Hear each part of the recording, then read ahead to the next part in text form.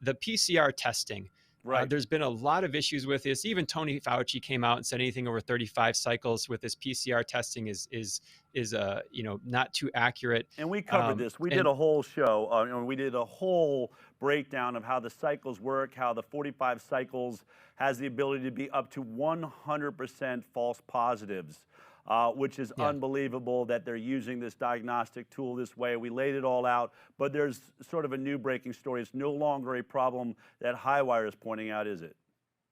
No, and how did we get here? Why are we even using this test? So in January, a German virologist named Christian Drosten, he created a new laboratory assay to detect the coronavirus from the German Center for Infection Research, and he put out the WHO quickly picked that up, picked up that guideline, and the Euro Surveillance also published that in their journal. It's a infectious disease epidemiology journal, and it's called Detection of 2019 Novel Coronavirus by Real-Time RT-PCR, and that was in January, and that So became the he's basically standard. the guy that there's always been PCR tests, but he isolated the part that could detect the coronavirus for COVID-19 that could be used in a PCR test and say, hey, we're ready to go. We can start testing everybody. Yes, Okay. yes, and a lot of people had an issue with that. They took to Twitter. A guy named Walter Akima went on Twitter and really questioned why the heck that thing was rushed so fast. He basically said, of all the publications, no research paper got reviewed and accepted in less than 20 days. One got accepted in less than 24 hours after submission, and that was the Drosden paper. It's come to be known as the Drosden Wow. Review. So.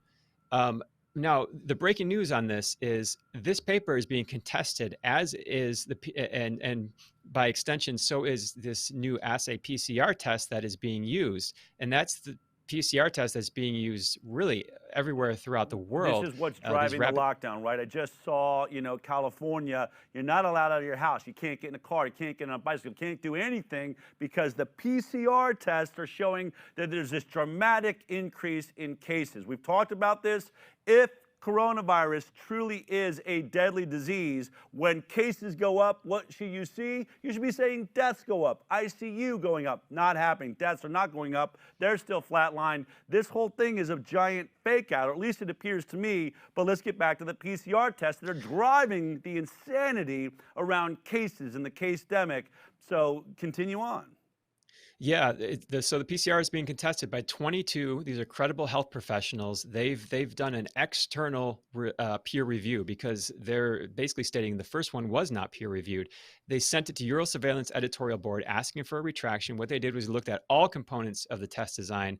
The protocol recommendations were assessed. They looked at the parameters and they examined those against relevant scientific literature. And now this is a deep dive, so I recommend anybody go into this. But I took some segments from it, and let's just read a couple here, just to give you an idea what these tests, some of the issues with this test. So, So this is a summary of quoting the from errors this. that there are. So, okay, go ahead. Yeah, correct. And there's 10 of them. There's 10 major errors in there. I just Okay, took a couple out. great. Number 3, the test cannot discriminate between the whole virus and viral fragments. Number 6, the PCR product have not been validated at the molecular level. Number 7, the Whoa. PCR test contains neither a unique positive control to evaluate its specificity for SARS-CoV-2 nor a negative control to exclude the presence of other coronaviruses. The number 8, the test design in the Corman Drosden paper is so vague and flawed that one can go in dozens of different directions. Nothing is standardized, and there is no standard operating procedure. And number 10, we find severe conflicts of interest for at least 4 authors, in addition to the fact that 2 of the authors of the Corman Drosden paper, Christian Drosten and Chantal Ruskin, are members of the editorial board of Eurosurveillance, which may explain why it was peer reviewed so quickly or put in that journal so quickly. Now, this is something that's very interesting, and it speaks to the cycling.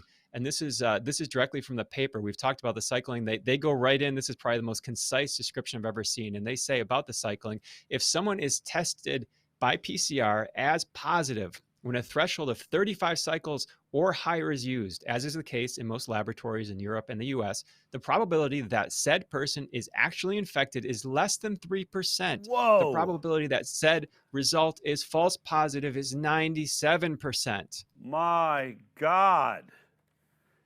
oh, we're destroying the world with this test, and it's 97% inaccurate. Did you hear that, folks? This is not me. This is not some, somebody, a reporter out there. This is a pretty large group of scientists involved in this too, right? Authors on Absolutely. this rebuke of the PCR test.